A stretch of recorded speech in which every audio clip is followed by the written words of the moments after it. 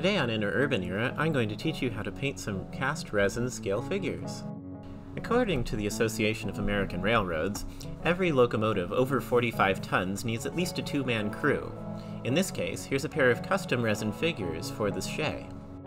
For this build, you'll need oil clay, a coat hanger, Dullcote by Testors, the figures themselves, a Pyrex dish, soap and water, paints, and brushes. In this case, the stock Bachmann figures are blobby and crude and ugly, so my client found some really neat cast resin ones. We'll call them Gus and Harold.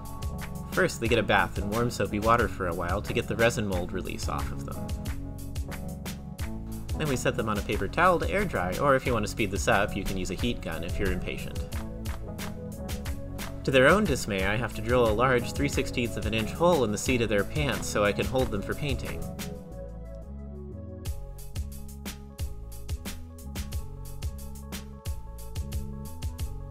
Next, we should make a stand for the figures.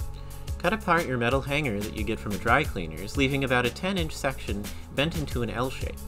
Then roll a ball of the oil clay and stick the other end of the hanger into it. It should provide a pretty sturdy counterweight, so when you're painting it, the figures won't tip over. Next, I carefully insert the other end of the hanger into the seat of the figure's pants, adding a little bit of CA glue if the hole's a little loose.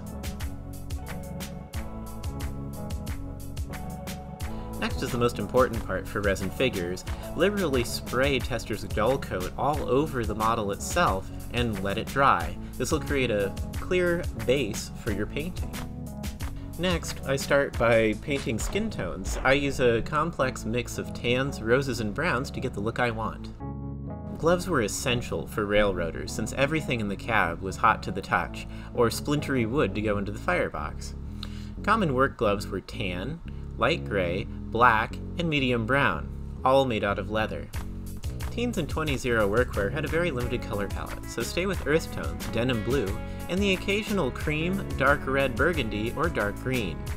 I also like giving my crew members properly weathered denim, sun-faded, worn knees, and oil stains all over the bibs.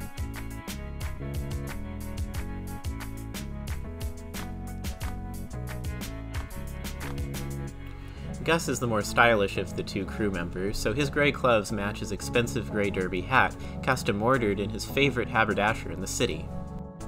Harold is a period-correct accidental homage to Luigi in his green work shirt and overalls. In this particular case, I finished it off by dry brushing their mustaches. As a rule, never paint eyes on your figures. They rarely end up as anything other than cross-eyed or googly-eyed, and your brain adds them in subconsciously anyhow, so I wouldn't bother.